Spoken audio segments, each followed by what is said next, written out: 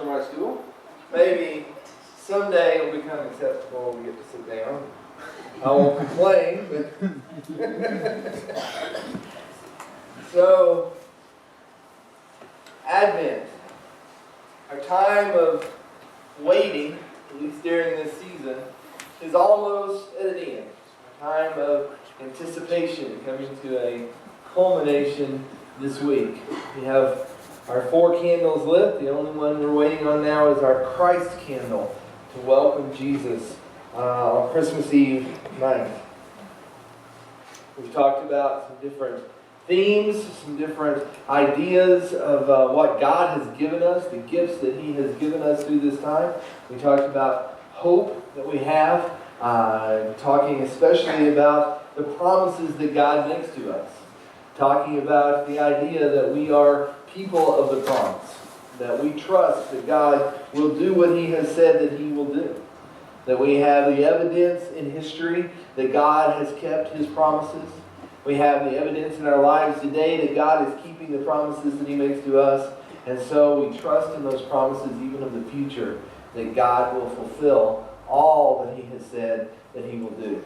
When we celebrate that, and we put our hope and put our faith in that truth, what Jesus has done. Not because we simply decide no more war, not because we simply decide we're going to put down our weapons, but because He gives us a peace inside of us that comes from the inside out, that changes us, that transforms us, that makes us into people of peace.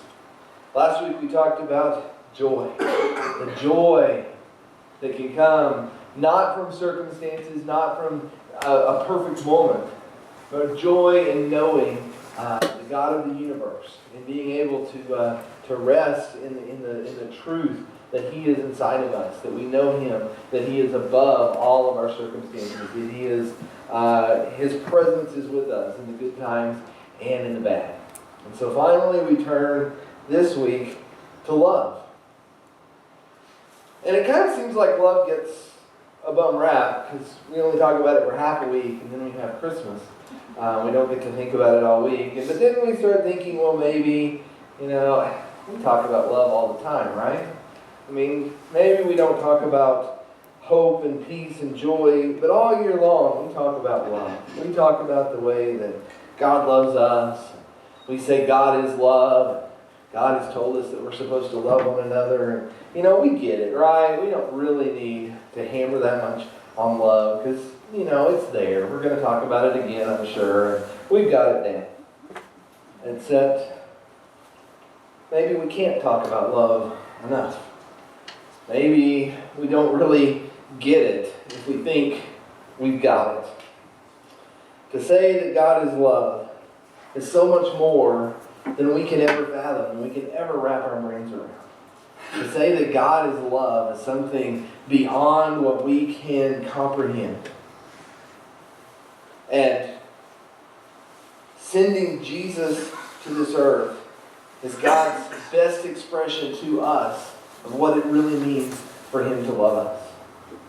To try to wrap our brains around the idea that Jesus came, that God of the universe came as a baby, came as a human, to walk and experience life as we experience it, and to feel pain, and to have struggles in relationships, and to feel loneliness, and to feel disappointment, and to deal with all of the temptations and the challenges that we have in life. And then, of course, to give His life on the cross for us. It's an expression of love that we don't know how to get. But that is what He is saying. He is saying, this is how much I love you. Whatever aspect of God's love that we can experience and comprehend, it only reveals that there is so much more to it. And so for Advent, thinking of our waiting, our anticipating for God's love to come into this world in its fullness, what does that really mean? What does it look like today? What does it look like in human experience to see God's love in us and coming through us and making a difference in this world? We probably all heard the pretty famous story now. In 1914, World War I, Christmas Day, the sun came up, and German and American and Allied forces across from each other in the trenches, and someone began to sing Silent Night. And it was sung in German, and it was sung in English, and after a few minutes, somebody dared to stand up and come out of the trench. And someone came out from the other side of the trench. And pretty soon, both sides were mingling with one another and sharing what food and cigarettes or whatever else that they had together and celebrating. And there was an impromptu ceasefire for Christmas Day in 1914.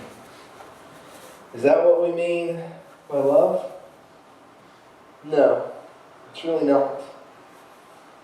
Because on December 26th, dawn was accompanied by a hand grenade. Because December 25th, 1915, there wasn't much of a ceasefire at all. And December 25th, 1916, there wasn't even a thought of stopping, even briefly, in the war.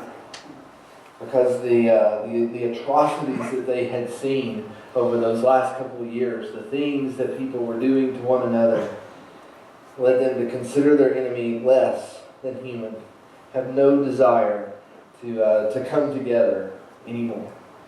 See, love has to have the power to change things. Love for the moment and fleeting isn't what we're talking about. The love that God sends, Advent love, is a love that has the power to change our lives, to change our world from this point forward. It's not temporary. It's not emotional.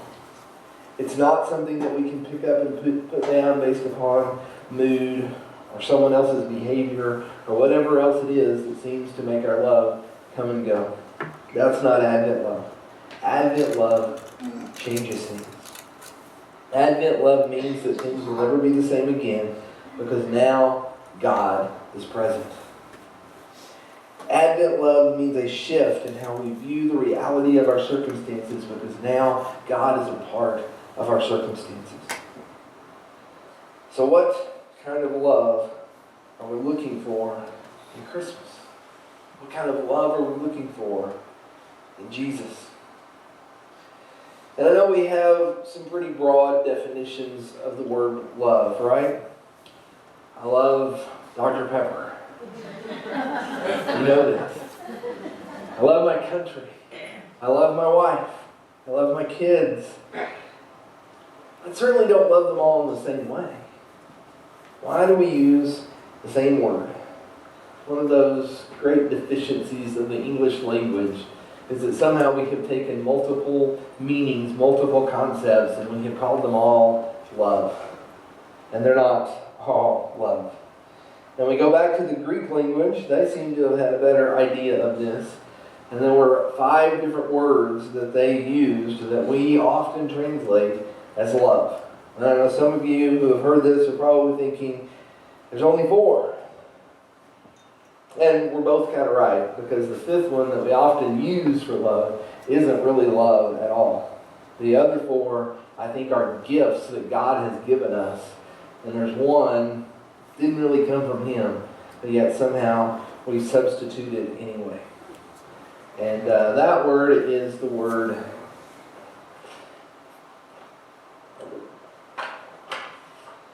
mania. And it's just in a gift bag, because it really kind of comes from the impatient world. It's not really a part of what God has given to us, so it's just kind of thrown in there. Not gift wrapped the way that God would give us a gift.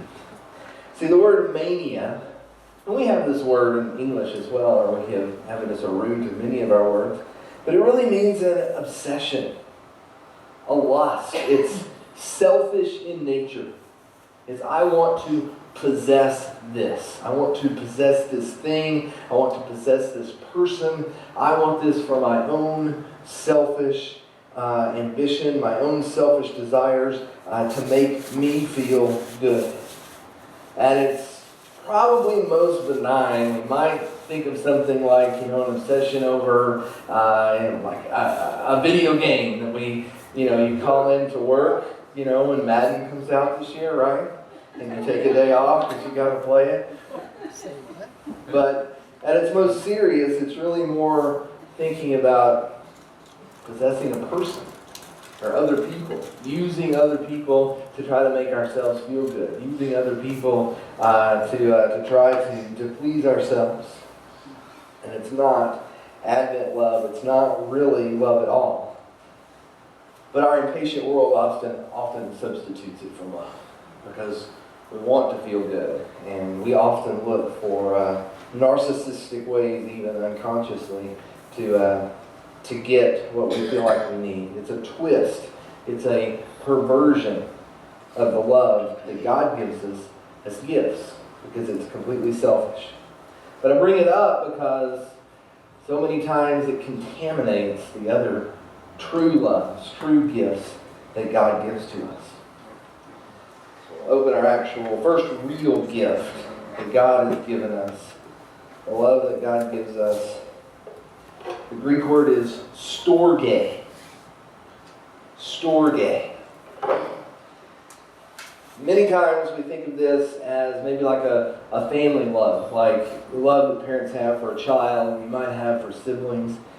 It's also used to describe affection for certain traits that we're drawn to.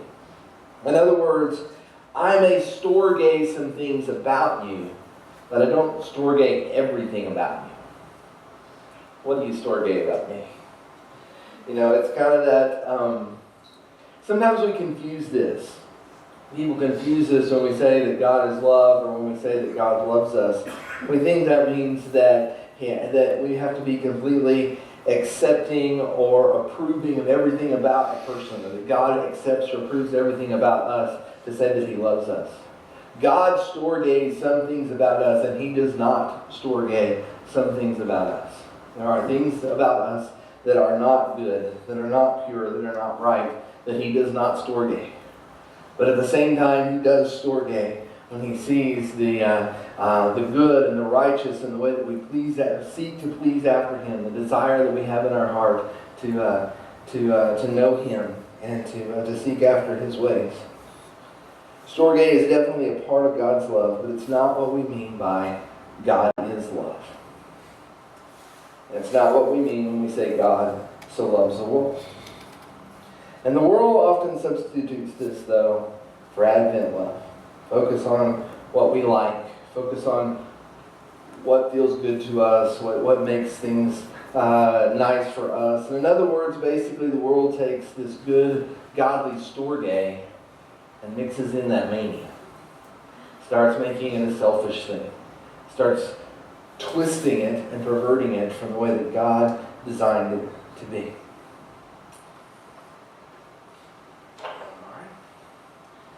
And then the next love that God has given to us is what we call philos. Philos. This means friendship. Think of the city of Philadelphia, the city of brotherly love. This is friendship, a close bond between two or more people. It goes beyond storge, but it's not sexual in any way. Now, the world doesn't understand philos very well at all, I don't think. We have a really hard time with it. The idea that two people could have a love between them. And especially we seem confused when it's men. We have a very hard time understanding how two men can have a love for one another that isn't sexual. And it gets twisted and it gets questioned, and you even see people going back in history and looking through the textbooks and the stories and even the Bible and finding any representation of love between men and saying, well, suddenly that means it's homosexuality. Suddenly that means it's gay. You even see it, people go to David and Jonathan in the Old Testament and they say they must have been lovers. Because they don't understand how people can have a deep love for one another without it having to be sexual, because we're oversexed in our society. But that's not what this is at all. This is a close friendship between people, a bond in the spirit, if you will. A love that, unless it's damaged, builds over time like a stone foundation. Think of friends that are so close and then they're separated maybe by circumstances or geography, and then they come back together and you're able to just pick up where you left off, like nothing has changed. Think about also husbands and wives need to build philos into their relationship. This is a part of the relationship, even between husbands and wives, because we need to have that close bond, need to be able to be best friends with our spouse. Philos is a love that Jesus was referring to when he said, anyone who loves their life will lose it. And when he said, anyone who loves their father or mother more than me is not worthy of me. It suggests then that we're supposed to put boundaries on philos. We're supposed to have control over who we philos and who we don't. It also suggests that we're called to have a philos relationship with Jesus. Jesus is our friend. Jesus is our companion, someone that we have a close personal bond with. We're invited to that. And yet once again, that mania can come in and pervert it. And the world doesn't really understand the love that God is calling for us to have. All right, moving on. The next Greek word is eros. This is the one. Romance, passion, sexuality. Eros. It's the closest of human bonds, designed to be between a husband and a wife. But as we know, it's also a little more erratic, more emotional than philos. More prone to an ebb and a flow in our life. And we have to see, and we look around and we see this so much in the world around us, a relationship that's built on eros without philos is doomed. If it's simply romance, if it's simply sex, then it's not going to last. And we hear this all the time in our society, right? I just fell out of love. That's because it's eros without philos. And we twist it, and it becomes something that's more erotic. That's where we get the word erotic. But it's twisted when it's eros alone. It becomes simply based on the emotions of the moment. And of course, we see it in illicit ways. And it brings guilt and shame. And we try to keep it hidden. And suddenly it may be a feeling that's very powerful, but it's short-lived, and it's a relationship killer. And yet it seems like eroticism and illicitness are the two that our secular sources go to so often when we think about what eros is. And it seems like that's what the world imagines this kind of love to be. And we look around and we see the ways that it's been twisted, and we see the illicit sex, and we see the pornography, and we see so many ways that it's twisted and is taken away from the way that God has intended, from the gift that He has given us. We poison eros with mania. God's design for eros is that it be intimate, treasuring your spouse, even as more valuable than yourself. It's connected souls, connected hearts, connected spirits. And God also uses this concept of eros, I think, in our relationship with Him, although it's not specifically used this way in the Bible. We kind of get this concept when we begin to think of the church as the bride of Christ. It might make us a little uncomfortable to think about it in that direction, but we understand that God is saying that as the church, as brothers and sisters of Christ, we are also called into the most intimate of relationships with Him. And then finally we come to the love we think of the most when we think of godly love. Agape. Now No, it's agape. It's agape. There's a street. We had some friends in Fort Collins that for a while lived on Agape Street. And we used to tease them that it's a gape. And they did not want to think that. They liked being on Agape Street. Agape. A love that is other-oriented, that is self-sacrificial, and that is choice-based love. It's not based on emotion. It's not based on I feel a love for you. It's a choice that I will love you. Great definition is that agape love ascribes worth to another, even at the cost of oneself. Ascribes worth to another, even at a cost to oneself. That means it requires no payment, no favor in return, no selfish aspect to it at all, no mania to be found in true agape love. Jesus' sacrifice on the cross is our best picture of agape love. And the Bible calls us to love one another in this way. The Bible even calls us to love our enemies in this way. Because it's a choice. Because it's focused on the one that is loved, but it comes completely from the one who is doing the loving, regardless of the one who is loved. In other words, I love you with agape love because I choose to do that, because God has put that in me, and because I choose to honor Him in that way. If you reject it, I continue to agape love you.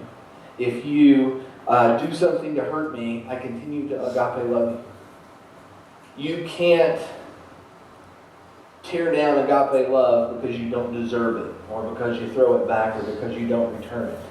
Agape love comes from us through the power of the Spirit in us, and it's based completely on what we're giving, not on what we get in return.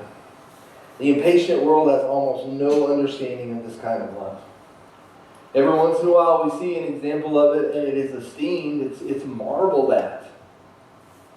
But it's seen as an anomaly, because it's not the norm, because we don't have a way to really wrap our minds around it. But this is Advent love. Agape has the power to change things, and they can stay changed. Agape has the power to forgive sins. Agape has the power to overcome evil. Agape has the power to connect people with Jesus. This is the love that we celebrate when we light a candle and we invite Jesus in to our Christmas celebration. This is the love that we rejoice that God has poured out on us, that saves us from our sin, that gives us a reason for the season. And it's a love that we are called to demonstrate to one another. Well, what does that look like when we demonstrate it to another? Where do we find it in the Christmas story? And I think there's actually a great example. Hey, now I can see that. There's a great example in our Christmas story. One of the unsung heroes of the tale is Joseph. Look with me in Matthew chapter 1, and we'll look just at verses 18 through 25. It says, "This is how the birth of Jesus, the Messiah, came about. His mother Mary was pledged to be married to Joseph. But before they came together, she was found to be pregnant through the Holy Spirit.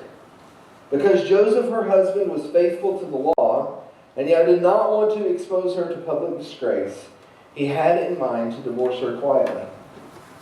But after he had considered this, an angel of the Lord appeared to him in a dream and said, 'Joseph, son of David, do not be afraid to take Mary home as your wife, because what is conceived in her is from the Holy Spirit.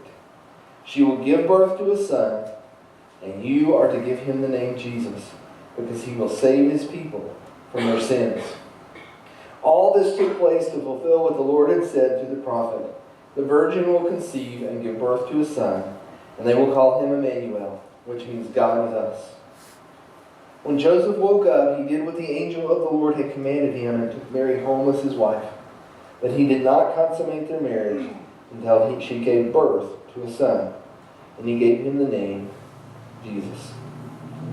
So think about this man, Joseph. He's been building a relationship with Mary. They're engaged. In this culture, it looked a little bit different than it does today. To say that they were engaged was that they had already entered into a covenant. They had already entered into a legal contract, I guess you would say. To the point that to separate would require divorce. It would be something that was actually done publicly and made known. But it was also a time, and the engagement usually lasted even up to a year, a time when they were building a relationship with one another, but she still lived in her father's home, or brother's home in some situations, or wherever she was coming from. She did not move in with Joseph yet. And they were not to be having sexual relations yet. This was to wait until the marriage. So they have this time. They're building a relationship. There's Storge. There's Philos. But there's not Eros. Because they haven't allowed mania to poison the relationship. And we understand it says Joseph is a righteous man who is faithful to the law. So he takes the commands very seriously. He wants to do things the right way. He's probably well known as being a man of integrity, as being someone who takes it very seriously and just tries to stand up for what's right in every situation. And we're not sure exactly how the timeline works to, say, compare what Luke shares with us with what Matthew shares with us. In my mind, it looks something like the angel appeared to Mary, said, "You're going to have a baby." In Luke, and it says she immediately went off to see Elizabeth. We talked about that a little bit last week. So in my mind, I'm kind of thinking, okay, the angel's spoken to her. There's not really any signs yet that she's actually pregnant. Maybe, she's wondering, is this real or is it going to happen right away? And I bet that she took off for Elizabeth's house without saying a word to anybody. That's just my thought. But I imagine then here 4 or 5 months later, after Elizabeth's had her baby and Mary's kind of got her set up and made sure everything was good, and Mary comes home with this very significant baby bump. And this is when she has to spring the news on her parents and on Joseph. I imagine that this is a pretty big surprise to him. His bride goes off to visit her cousin, she comes back, and she's pregnant. And I don't know if Mary tried to explain things to him. If you just imagine anybody in your life tries to tell you they're going to have a baby, and there's not a natural way for it to have happened, are you going to believe them? Is there any possible way?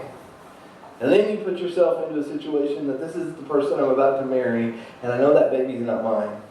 Is there any possible way that you're going to say, "Oh, okay, God did it, sure, okay, let's pick out a cake"? No. So Joseph finds out she's pregnant and he's torn because he has a love for her, because he desires to do right by her. But he's also a man who is faithful to the law, who cares about his reputation. And so he has a fear of taking Mary as his wife. The law says he needs to divorce her. The law even gives him the right to publicly shame her, and it might lead to stoning. So Joseph begins to consider this. And what he decides is, I'm going to divorce her quietly. I'm not going to say anything. We're not going to make it a big public scene. I'm going to talk to her father. She's going to stay in his house, and she can deal with this on her own. And I'm going to move on with my life. And then this angel appears to him in a dream. And I don't know why an angel didn't come to him directly like it did with Zechariah, like it did with Mary, like it did with the shepherds. I don't know why Joseph has to settle for a dream. But there it is. An angel speaks to him in a dream and reveals the truth about Mary's pregnancy. It says, don't be afraid to take Mary as your wife. Now, what is God asking Joseph to do? He's asking him to give up his reputation. He's asking him to take Mary under his wing, to protect her, to protect this child, to basically declare to the community, this is mine. I'm responsible for this woman. I'm responsible for this baby. He's going to lose that righteous reputation. Because at the same time, if he starts telling the story that Mary told, nobody's going to believe him either.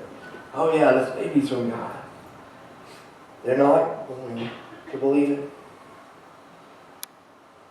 Joseph will know that he has acted righteously, that he has done what is right before God, and nobody's going to believe him. So he has this choice to make, to remain faithful to the law and esteemed in the eyes of men, or to choose Mary, to choose God's plan, even at the cost of his reputation, maybe even his livelihood. I think his choice to take Mary as his wife is a great example of agape love. He chooses to do this. He chooses to love Mary. He chooses to love this baby Jesus. He chooses to love God. Even loving the people around him that are scoffing at him, that are whispering behind his back. Loving all of them more than himself. Making a choice to go along with God's plan that opens a door for God's love to enter into the world. What a great picture of the love that God has called. You know, Joseph never even says, there are no lines even given to Joseph. You can't, there's no quotes. He doesn't get to see the angel directly. He seems like he's a background character. And yet his choice is kind of the backbone of the whole story of bringing Jesus into this world. What a choice he made. What choice would we have made? Would we say yes when the repercussions of agape love are so obviously staring us in the face? Would we have found all the reasons why it just wasn't a reasonable request and this just wasn't a good time, and maybe if things were different, but not this time? Would we be able to make a choice like that? The angel declares the name Emmanuel for Jesus. Emmanuel means God with us. God born into this world alongside of us. Agape born into the impossible situations of life. What choice are we making now? Verse 21 says he will save the people from their sins. Not sin, like just this general concept, but sins, like particular sins that are destroying our lives. Not about simply receiving a gift of salvation in looking ahead to the future, but in receiving deliverance, and receiving salvation in the moment. Deliverance from the sins that we struggle with. Advent is about welcoming agape love into this world and into our lives. And it's a love that has the power to change things.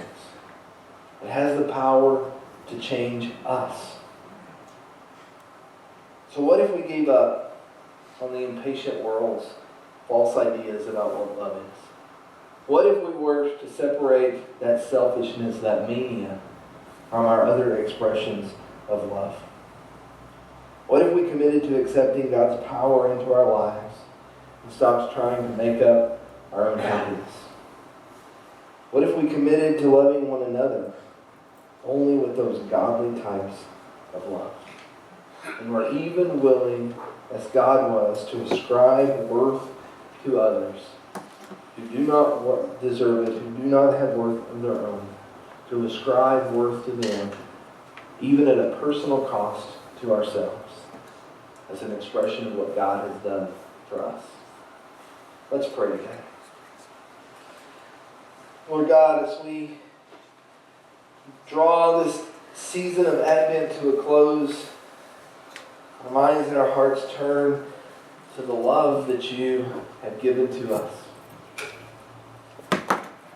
We reflect on the gift of yourself that goes beyond even what we can comprehend, that goes beyond what it makes sense to us for any person to show to another. And yet, Lord, you have given us this love. At a personal cost to yourself, you have given yourself to us. And Lord, we see as well that you call on us to show the same love to the people and the world around us. Lord, as we celebrate Christmas this week, let us do so by expressing that love to the people around us. Not simply to get a day off of work or a nice meal or open presents, but Lord, an opportunity to express your truth and your love to the people all around us. And Lord, I know that some of us maybe are even struggling to understand that you love us with that kind of love. That you love me with that kind of love. Because I know I don't deserve it. Because I know I don't have anything to give in return. Because I know that I have messed up too many times in the past. But Lord, that very definition of your love is that you overcome all of that. And Lord, I just pray anyone here right now that is just struggling to accept your love, Lord, that you'll just break down those boundaries. Cover us with your love. Overwhelm all of the feelings of unworthiness and failure that we put up, those walls that we build. Just overwhelm those and fill us with your love. These things we pray in Jesus' name. Amen.